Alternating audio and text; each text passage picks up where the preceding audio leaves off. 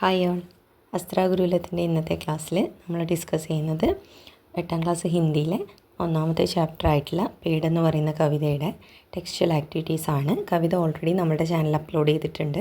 കാണാത്തവർ കാണുക, ലിങ്ക് ഞാൻ ഡിസ്ക്രിപ്ഷനിൽ കൊടുത്തിട്ടുണ്ട്. ഓക്കെ, നമ്മുടെ കവിതയിലെ ഫസ്റ്റ് ക്വസ്റ്റ്യൻ എന്ന് പറയുന്നത് ധൂപ് സിലി തോ ബിഗർ ഗയി ഖത്രൻ ഖത്രൻ ചായായി. അതായത് എന്താണ്, വെയിൽ തുന്നി ചേർത്തപ്പോൾ ബിഗർന പൊട്ടിപ്പോവുക. എങ്ങനെ, അതായത് തണലുകൾ, അതായത് എന്താണ്, പീസസ്, ചെറിയ ചെറിയ കഷ്ണങ്ങളായിട്ട് തണലുകൾ കാണാൻ കഴിയുന്നു. ഇസ്സെ ക്യാ ദൃശ്യ ഉഭരാത്ത ഹേ. അപ്പോൾ നിങ്ങൾക്കിതിൽ നിന്ന് എന്താണ് കാണാൻ പറ്റുന്നത്? ഈ വരികളിൽ നിന്ന് എന്താശയമാണ് ലഭിക്കുന്നത് എന്നാണ് ചോദിച്ചിട്ടുള്ളത്. അപ്പോൾ നമുക്ക് ആൻസർ നോക്കാം. ജബ് പത്തോं के और ढालियों के बीच से सूरज की रश्मि आएगी तो कुछ स्थानों पर छाया होगी और कुछ स्थानों पर धूप होगी. അതായത് എന്താണ്, പിന്നെ മരത്തിലെ ഇലകളുടെയും എന്താണ് ശാഖകളുടെയും അതായത് ചില്ലകളുടെയൊക്കെ ഇടയിലൂടെ സൂര്യപ്രകാശം താഴേക്ക് ഇറങ്ങുന്ന സമയത്ത് നമുക്ക് കാണാൻ പറ്റുന്നത് എങ്ങനെയാണ്, കുറച്ച് സ്ഥലത്ത് വെയിലുണ്ടാവും, കുറച്ച് സ്ഥലത്ത് തണലുണ്ടാവും അല്ലേ. അപ്പോൾ ഈ ഒരു ദൃശ്യം, ഇസ് ദൃശ്യ ഹമേ യഹ് പങ്ക്തിയോं से मिलते हैं. അതായത് എന്താണ്, ഈ ഒരു ദൃശ്യമാണ് നമ്മളുടെ മനസ്സിലേക്ക് ഈ വരി വായിക്കുന്ന സമയത്ത് ഓർമ്മ വരുന്നത്. ഓക്കെ, നമുക്ക് രണ്ടാമത്തെ ക്വസ്റ്റ്യൻ നോക്കാം. മിട്ടി രംഗ് ഹവാ പാനി കോ ജോഡാ ദിയാ തരാഷ് ഇസ്കാ താല്പര്യ ക്യാ ഹെ. അതായത് ഈ ഒരു വരിയുടെ അല്ലെങ്കിൽ ഈ രണ്ട് വരികളുടെ അർത്ഥം അല്ലെങ്കിൽ ഇതിൽ നിന്ന് എന്താണ് ഉദ്ദേശിക്കുന്നത് എന്നാണ് ചോദിച്ചിട്ടുള്ളത്. അപ്പോൾ നമുക്ക് ആൻസർ നോക്കാം. ഇപ്പോൾ ഇതിൻ്റെ ആൻസർ ഇങ്ങനെയാണ്. മിട്ടി രംഗ് ഹവ or pani in Sabi Prakritik സംസാധൻ co ബനായെ രഖ്നെ may പേഡ് മദത് കർത്താ ഹെ. അതായത് എന്താണ്, മണ്ണ്, നിറം, കാറ്റ്, അതേപോലെ തന്നെ ജലം, ഇതുപോലെയുള്ള എല്ലാ പ്രകൃതിക വസ്തുക്കൾ അല്ലേ, നാച്ചുറൽ റിസോഴ്സസ് ഉണ്ട് അല്ലേ, നമ്മുടെ പ്രകൃതി തരുന്ന വരദാനങ്ങളാണ് ഈ പറയുന്ന വസ്തുക്കളൊക്കെ. ഇതൊക്കെ എന്താണ്, നിലനിർത്താനായിട്ട് അല്ലെങ്കിൽ അതുപോലെ തന്നെ നിലനിർത്താനായിട്ട് ആര് സഹായിക്കുന്നുണ്ട്? പേട്, മരം സഹായിക്കുന്നുണ്ട്. ഓക്കെ, അപ്പോൾ അടുത്ത ചോദ്യം നോക്കാം. രംഗ് മെഹക്ക് കി ഹുയി സിലായി ഇസ്കാ മത്ലബ് ക്യാ ഹെ. അതായത് രംഗ് എന്ന് പറഞ്ഞു കഴിഞ്ഞാൽ നിറം, മഹക്ക് എന്ന് പറഞ്ഞു കഴിഞ്ഞാൽ സ്മെല്ല്, നല്ല മണം. ഓക്കെ, ഈ രണ്ടിൻ്റെയും കൂടി എന്തുണ്ടായി, തുന്നൽ അല്ലെങ്കിൽ കൂട്ടിച്ചേർക്കലുണ്ടായി. ഓക്കെ, ഇസ്കാ മത്ലബ് ക്യാ ഹെ, ഈ വരികളുടെ അർത്ഥം എന്താണ് എന്നാണ് ചോദിച്ചിട്ടുള്ളത്. അപ്പോൾ നമുക്ക് ആൻസർ നോക്കാം. ഫൂൽ ബഹുത് സുന്ദർ രംഗോ ഓർ സുഗന്ധോ കെ സംയോജൻ സെ ബൻത്തെ ഹെ. അതായത് എന്താണ്, ഫൂൽ എന്ന് പറഞ്ഞു കഴിഞ്ഞാൽ പൂവ്, പൂക്കൾ. ഓക്കെ, പൂക്കൾ എങ്ങനെയാണ് ഉണ്ടാകുന്നത്? സുന്ദർ രംഗവും, അതായത് വളരെ ഭംഗിയുള്ള നിറങ്ങളും അതുപോലെ തന്നെ വളരെ മനോഹരമായിട്ടുള്ള സുഗന്ധവും കൂടി ചേർന്നിട്ടാണ് ഉണ്ടാവുന്നത്. ഓക്കെ, സുഗന്ധമൊക്കെ സംയോജൻസെ ബൻത്തെ ഹെ, രണ്ടും കൂടി ചേർന്നിട്ടാണ് ഭംഗിയുള്ള പൂക്കൾ ഉണ്ടാകുന്നത്. പൂക്കളെന്ന് പറഞ്ഞു കഴിഞ്ഞാൽ കാണാനുള്ള ഭംഗിയും അതേപോലെ തന്നെ അവയുടെ വളരെ മനോഹരമായ സുഗന്ധവും രണ്ടും കൂടി ചേർന്നിട്ടാണ് എന്തുണ്ടാവുന്നത്, പൂവുകൾ ഉണ്ടാവുന്നത് എന്നാണ് ഈ വരികൾ ഉദ്ദേശിക്കുന്നത്. ഓക്കെ, അടുത്ത ക്വസ്റ്റ്യൻ നോക്കാം.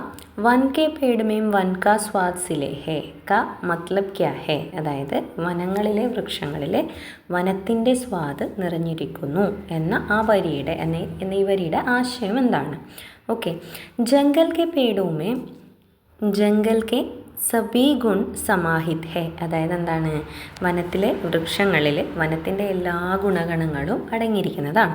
ഓക്കെ, ഉന്മേ ജംഗൽ കി സാരി സുന്ദരത ഓർ സമൃദ്ധി സമാഹിത് ഹെ. അതായത് എന്താണ്, അതിൽ വനത്തിൻ്റെ അതായത് കാടിൻ്റെ എല്ലാ സൗന്ദര്യവും അതേപോലെ അതിലെ സമൃദ്ധിയും, അതായത് അതിൽ എന്താണ്, ഔഷധ ഗുണങ്ങളുണ്ട്, അല്ലാത്ത സൗന്ദര്യം, ബാഹ്യ സൗന്ദര്യങ്ങളുണ്ട്, അല്ലാതെ കഴിക്കാൻ ലഭിക്കുന്ന കാര്യങ്ങളുണ്ട്, ഒക്കെ ഇതിൽ എന്താണ് അടങ്ങിയിരിക്കുന്നുണ്ട്. അതാണ് ആ വരിയുടെ ആശയം എന്ന് പറയുന്നത്.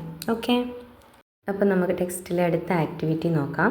കവിത മേ പേഡ് കിൻ കിൻ കോ സിൽത്താ ഹേ ചുൻകർ നീച്ചേലിക്ക്. അപ്പോൾ താഴെ കുറച്ച് വേർഡ്സ് തന്നിട്ടുണ്ട്.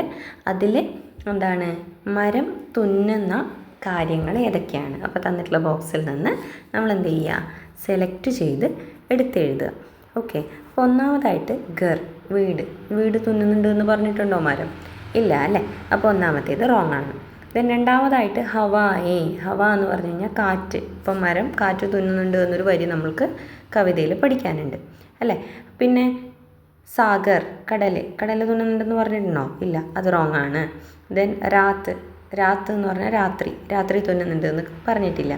ദെൻ ഫൂൽ കോ സിൽത്താ ഹെ അല്ലേ, മരം പൂക്കളെ തുന്നുന്നുണ്ട് എന്ന് പഠിച്ചിട്ടുണ്ട്. അപ്പോൾ ഫൂൽ ശരിയായ ആൻസറാണ്. അപ്പോൾ നമുക്കതവിടെ എടുത്തെഴുതാം.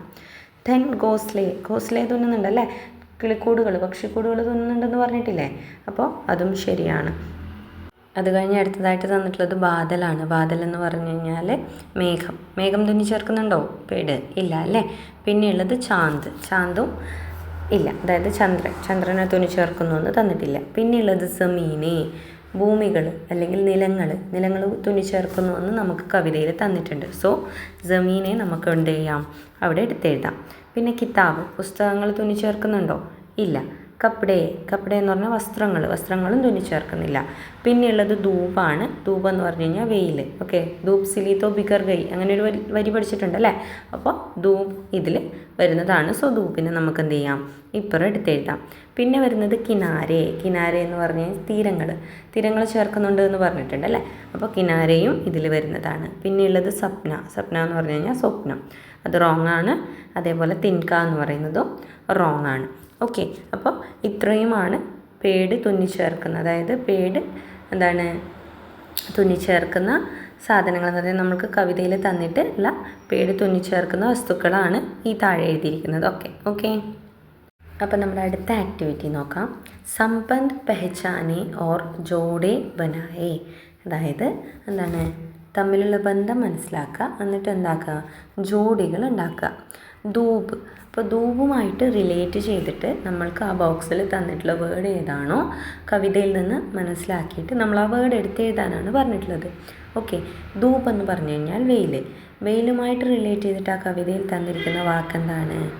ഛായ അല്ലേ. അപ്പോൾ ഛായയാണ് ധൂപുമായിട്ട് റിലേറ്റ് ചെയ്ത് വരുന്നത്. അപ്പോൾ ഛായ എന്ന് പറഞ്ഞു കഴിഞ്ഞാൽ തണൽ. ഓക്കെ, ഇനി രണ്ടാമത്തെ വേർഡ് നോക്കൂ. രണ്ടാമത്തേത് മിട്ടിയാണ്. മണ്ണ്. അപ്പോൾ മണ്ണുമായിട്ട് റിലേറ്റ് ചെയ്തിട്ട് കവിതയിൽ പറഞ്ഞിരിക്കുന്നത് മിട്ടി രംഗ് ഹവാ പാനി അല്ലേ. അപ്പം മിട്ടി രംഗ്, മണ്ണും നിറവുമായിട്ടാണ് എന്ത് ചെയ്തിട്ടുള്ളത്, കമ്പയർ ചെയ്തിട്ടുള്ളത്. അപ്പോൾ മിട്ടി രംഗ് ആണ് ഒരു പേരായിട്ട് വരിക. ഓക്കെ, ഇനി മൂന്നാമത്തേത് പാനി, ജലമാണ് തന്നിട്ടുള്ളത്. ഓക്കെ, പാനി ഏതുമായിട്ടാണ് റിലേറ്റ് ചെയ്ത് വരുന്നത്? ആകാശമായിട്ടാണ്. ഓക്കെ, അപ്പോൾ പാനി ആകാശമായിട്ട് റിലേറ്റ് ചെയ്തിരിക്കുന്നു. ലാസ്റ്റ് വൺ ഫൂലാണ്. ഇപ്പോൾ പൂവിനെ ഏതുമായിട്ടാണ് ഉപമിച്ചിരിക്കുന്നത്? പശ്മീനെ, അതായത് മൃദുവായ കമ്പിളി വസ്ത്രം പോലെ അല്ലേ. അപ്പം പൂവിനെ പശ്മീനയുമായിട്ടാണ് ഉപമിച്ചിരിക്കുന്നത്. അപ്പോൾ ഫൂലിൻ്റെ പേരെന്ന് പറയുന്നത് ഏതാണ്? പശ്മീനെ എന്നുള്ളതാണ്. ഓക്കെ, അപ്പോൾ നമുക്ക് അടുത്ത ആക്ടിവിറ്റി നോക്കാം. കവിത സേ യേ ആശയ് വാലി പങ്ക്തിയാം ചുൻകർ ലിഖേ. അപ്പോൾ നമ്മൾ കവിതയിൽ നിന്ന് ഈ അർത്ഥം വരുന്ന വരികൾ എടുത്തെഴുതാനാണ് പറഞ്ഞിട്ടുള്ളത്. ഓക്കെ, ധൂപ് കെ സിൽനെ സേ ഛായായേം ബിഖർ ഗയി, അതായത് ധൂപ് കെ സിൽനെ സേ, അതായത് വെയിലിനെ തുന്നിച്ചേർക്കാൻ ശ്രമിച്ചപ്പോൾ എന്ത് സംഭവിച്ചു? ഛായ എന്ന് പറഞ്ഞു കഴിഞ്ഞാൽ തണലുകൾ പൊട്ടിപ്പോയി. ഓക്കെ, അതായത് തണലുകൾ പൊട്ടിപ്പോയി, അതായത് ചിതറിപ്പോയി എന്ന് പറയുന്ന വരികൾ ഏതാണ്? അപ്പോൾ നമുക്ക് കവിതയിൽ നോക്കാം. അപ്പോൾ കവിതയിൽ ഏതാണ് വരി? ധൂപ് സിലീത്തോ ബിഖർ ഗയി കത്തരൻ ഛായായേ. അപ്പോൾ ആ രണ്ട് വരികളാണ് നമുക്ക് ഒന്നാമത് തന്നിട്ടുള്ള ആശയം വരുന്ന വരികളെന്ന് പറയുന്നത്. ഓക്കെ, ഇനി നമുക്ക് രണ്ടാമത്തെ വരി നോക്കാം. പേടിനെ രംഗ് ഓർ സുഗന്ധ് കി സിലായി കി, അതായത് മരം എന്താ ചെയ്തത്? നിറത്തിൻ്റെയും സുഗന്ധത്തിൻ്റെയും തയ്യൽ ചെയ്തു, അതായത് നിറവും സുഗന്ധവും കൂട്ടി തയ്ച്ചെടുത്തു എന്ന് പറയുന്ന വരി ഏതാണ്? നമുക്ക് കവിത നോക്കാം അല്ലേ. അപ്പോൾ അതേതാണ് വരി? രംഗ് മെഹക്ക് കി ഹുയി സിലായി അല്ലേ. രംഗ് എന്ന് പറഞ്ഞു കഴിഞ്ഞാൽ നിറം, മെഹക്ക് എന്ന് പറഞ്ഞു കഴിഞ്ഞാൽ ഗുഡ് സ്മെൽ അല്ലേ, സുഗന്ധം. അപ്പോൾ സുഗന്ധത്തിൻ്റെയും നിറത്തിൻ്റെയും കൂടിയുള്ള കൂട്ടിത്തയ്യൽ അല്ലേ. ആരാ ചെയ്തത്? രണ്ടും കൂടി കൂട്ടി ആരാണ് തയ്ച്ചിരിക്കുന്നത്? മരമാണ് തയ്ച്ചിരിക്കുന്നത്. അപ്പോൾ നമുക്ക് രണ്ടാമത് തന്നിരിക്കുന്ന ആശയം ഈ വരികളിലാണുള്ളത്. ഏതാണ്? രംഗ് മെഹക്ക് കി ഹുയി സിലായി. ഓക്കെ, അപ്പോൾ മൂന്നാമത്തെ വരി നോക്കാം. മൂന്നാമത്തെ എന്താ ആശയം തന്നിരിക്കുന്നത് നോക്കാം.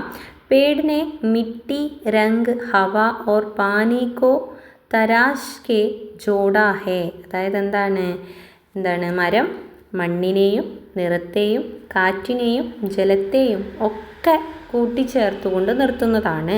അപ്പോൾ ഈ ആശയം വരുന്ന വരികൾ എവിടെയുള്ളത് നോക്കാം. അപ്പോൾ വരി നോക്കാം. മിട്ടി രംഗ് ഹവാ പാനി കോ ജോഡാ ദിയ തരാശ്. അപ്പോൾ ഈ വരിയാണ് ഇപ്പോൾ പറഞ്ഞ ആശയം വരുന്നത് എന്താണ്? മണ്ണിനെയും നിറത്തിനെയും കാറ്റിനെയും ജലത്തിനെയും ഒക്കെ കൂട്ടിച്ചേർത്തുകൊണ്ട് രൂപകൽപ്പന ചെയ്തിരിക്കുന്നത് ആരാണ്? മരമാണ്. ഓക്കെ, ഇപ്പോൾ ലാസ്റ്റത്തെ ആശയം നോക്കാം. പേടിനെ പ്രത്യേക ഫലമേ അപ്നാ സ്വാദ് ഭരാ ഹേ. അതായത് എന്താണ്? മരം ഓരോ ഫലങ്ങളിലും ഓരോ ഫ്രൂട്ടിലും പ്രത്യേകം അതിൻ്റേതായ സ്വാദ് നിറച്ചിരിക്കുന്നു എന്ന ആശയം വരുന്ന വരി. ഓക്കെ, അപ്പം ആ വരി ഏതാണെന്ന് നോക്കാം. അപ്പോൾ കവിതയിൽ നോക്കാം. ആം കെ പേട് മേ ആം കെ സ്വാദ് സിലേ ഹേ ജാമുൻ മേ ജാമുൻ കെ. എന്താണ്? മാവിൽ മാങ്ങയുടെ സ്വാദും ഞാവലിൽ ഞാവലിൻ്റെ സ്വാദും നിറച്ചിരിക്കുന്നു. അതായത് ഓരോ ഫലവൃക്ഷങ്ങളിൽ അല്ലെങ്കിൽ ഓരോ ഫലവൃക്ഷങ്ങളിലും അതിൻ്റേതായ ഫലത്തിൻ്റെ സ്വാദ് നിറച്ചിരിക്കുന്നു എന്ന് പറയുന്ന വരിയാണത്. ഓക്കെ, അപ്പോൾ നമ്മുടെ ആക്ടിവിറ്റീസ് ഇത്രയൊക്കെയാണ്. നമ്മളുടെ ചാനൽ ആദ്യമായിട്ട് കാണുന്നവരുണ്ടെങ്കിൽ സബ്സ്ക്രൈബ് ചെയ്യുക, ഫ്രണ്ട്സിനൊക്കെ സജസ്റ്റ് ചെയ്യുക. അപ്പോൾ നിങ്ങളുടെ കമൻറ്റ്സ് അറിയിക്കുക. Thank you.